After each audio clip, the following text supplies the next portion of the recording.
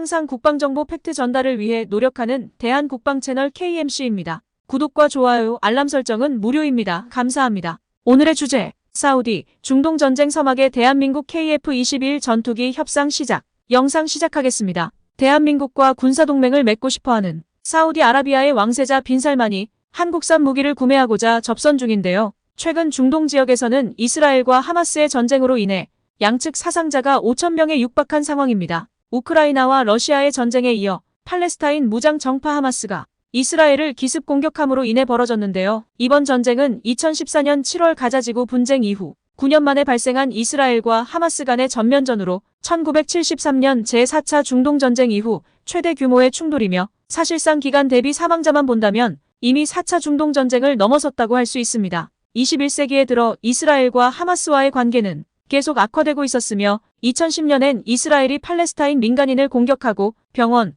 언론, 학교 등을 타겟으로 삼는 학살 사건이 벌어지기도 했습니다. 이스라엘 구파의 세력 영향력이 커지면서 팔레스타인에 대한 공세가 심화되었고 이로 인해 양측의 갈등은 심각해진 것이죠. 무엇보다 하마스로 인한 이스라엘 전쟁의 가장 큰 원인으로는 이스라엘과 사우디아라비아의 관계 정상화를 견제하기 위함이라고 추측하고 있습니다. 팔레스타인이 그나마 지금까지 유지될 수 있었던 것이 이스라엘을 증오하는 아랍 국가들이 팔레스타인을 이용해 이스라엘을 견제용으로 이용하면서 간접적으로 군사적 경제적 지원을 해왔는데요. 특히 사우디아라비아가 가장 큰 도움을 주고 있었습니다. 사우디아라비아와 이스라엘의 국교가 정상화된다면 팔레스타인이야말로 고립된 국가가 되기에 어떻게든 이를 막아야 하는 상황인 것이죠. 사우디아라비아가 이스라엘과 관계를 회복하려는 이유로는 실질적인 적성국으로 떠오른 이란을 견제하기 위함으로 이란의 핵개발에 있어서 이란과 실질 국경을 접해 있진 않지만 이스라엘 역시 위기감을 느끼고 있습니다. 결국 이스라엘도 사우디와의 동맹이 필요한 상황인지라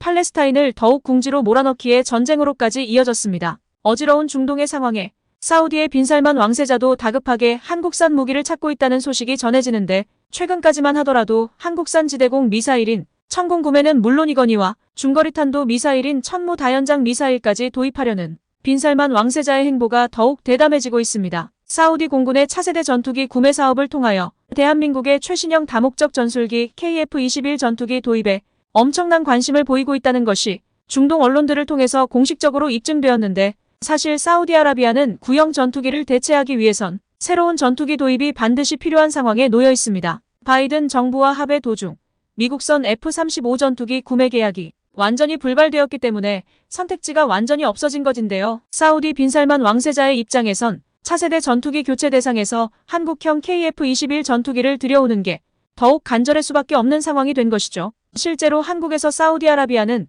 F-35 전투기 대신 들여온 프랑스산 라팔 전투기가 성능 대비 가격이 너무 비싸 가성비가 너무 안 좋다는 지적을 내렸고 라팔 말고도 보잉의 F-15EX 대신 4.5세대에 알맞는 새로운 전투기 도입을 원했습니다. 그런데 놀랍게도 빈살만 사우디 왕세자는 새로운 전투기의 목록에서 KF-21 전투기를 원했는데 이에 대해 요르단 출신 중동 외교 전문가는 KF-21 전투기가 사우디아라비아에서 성공한다면 훌륭한 성능과 첨단 소재들을 두루 갖춘 새로운 전투기로 명성을 널리 알릴 것이라면서 무엇보다도 동북아시아에 성장하는 강국 대한민국이 미국과 유럽, 러시아 같은 다른 나라의 외교적 관계에서 외교적 또는 정치적 앙금이 크게 없다는 게 무기 판매 해외 수출 부문에서 결정적인 강점이라고 소개했습니다. 또한 사우디 통합군 사령관 알사우디는 차세대 전투기 구매 계약과 관련해 최소 300대의 수량이 필요하다고 언급했는데요. 대한민국이 개발 중인 KF-21은 이전에 사우디 공군이 운영하던 F-15 모델들보다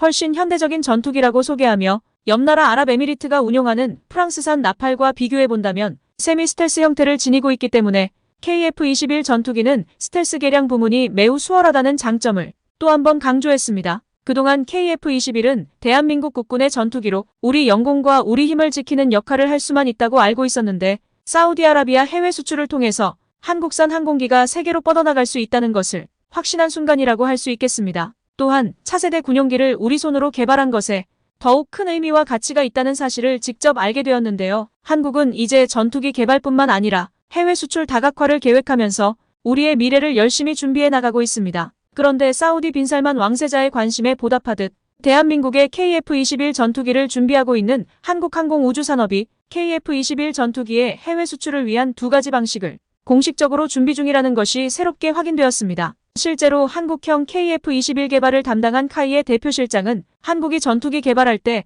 해외 수출 달성이 사업 성공을 판가름하는 척도라고 설명한 적이 있는데요. 이것은 규모의 경제를 이용하여 KF-21 전투기의 생산 라인을 늘린 후 신뢰성을 상승시키며 우려를 불식시키고 KF-21은 블록이 제작 단계로 넘어가면서 목표 스텔스 기능도 충족시킬 수 있다고 발언했습니다. 그런데 여기서 궁금한 점이 딱 하나 존재하죠. 당시에만 하더라도 KF-21 전투기의 첫 비행이 시작되기도 전이었는데 어떻게 신뢰성도 없는 완전히 갓 태어난 전투기로 사우디아라비아에서 해외 수출 계약을 성공시킬 것이냐라는 질문이었습니다. 이 질문에 관하여 말로만 해외 수출이 아니라 정말로 KF-21 전투기의 실적 달성을 위하여 한국 항공우주산업이 어떠한 노력을 하고 있는지 보다 자세히 알아보아야 하는데요. 우선 한국항공산업 측은 KF-21의 플랫폼화와 파스 시스템의 효율성이 안정적인 단계로 돌입했다고 밝혔습니다. 폴란드에서 구매한 FA-50 전투기의 사례를 보듯 전투기를 개발하는 데 기술력도 중요하지만 생산력도 매우 중요시되는데요. 2026년까지 한국은 최대 100대 이상 생산, 그러니까 1년당 80대 이상의 전투기 생산량을 목표로 잡고 있습니다. 기존 계획 안에 있던 블록 2를 포함해 블록 3까지 총 400대 정도의 KF-21 전투기가 생산될 예정입니다. 생산성은 해외 수출의 가장 대표적인 지표인데요. 약 1000대 수출에 성공한 K9 자주포의 성공 사례를 보듯 KF-21 전투기는 플랫폼을 형성하려면 조립에 들어가는 부품과 생산 공장까지 모든 것이 효율적인 체계화를 설립해야 됩니다. 특히 사우디는 에이브람스 전차 등 미국산 무기를 주로 도입해서 사용한 경력이 있으나 미국산 F-35 전투기는 5세대 스텔스 전투기라 특수성 때문에 미국 정부에서 수출을 불허했지만 KF-21 전투기는 4.5세대 세미 스텔스 형태로 도입이 충분히 가능할 것이라 예상되고 어지러운 중동의 상황은 한국산 무기가 빛을 볼 수 있을 것으로 보입니다. 이처럼 다양한 해외 국가들이 이미 대한민국산 무기에 관심을 보이고 있는 가운데 K9 자주포와 레드백 등은 이미 명품 무기로 인정받은 상태이며 FA-50 전투기가 해외로 수출되면서 대한민국 전투기에 대한 관심도 증가하는 가운데 아직 완벽한 실전 배치가 이루어지지는 않았지만 사우디아라비아, 아랍에미레이트, 폴란드, 독일 등 많은 나라에서 KF-21 전투기를 지켜보고 있으며 이에 따라 향후 KF-21 전투기의 전망은 긍정적일 것으로 기대됩니다. 이처럼 사우디를 비롯한 중동 아랍에미리트와 폴란드, 그리고 독일까지도 대한민국의 방산 무기를 원하는 모습을 보니 국방물자 개발에 온 힘을 쏟은 우리 연구진들과 개발진들에게 큰 박수를 보내고 싶습니다. 지금까지 대한국방채널 KMC였습니다. 영상이 도움이 되셨다면 구독과 좋아요, 알람 설정 꼭 부탁드리겠습니다. 영상을 만드는데 큰 힘이 됩니다. 언제나 온 가정의 건강과 행운이 깃들길 기원하겠습니다. 감사합니다.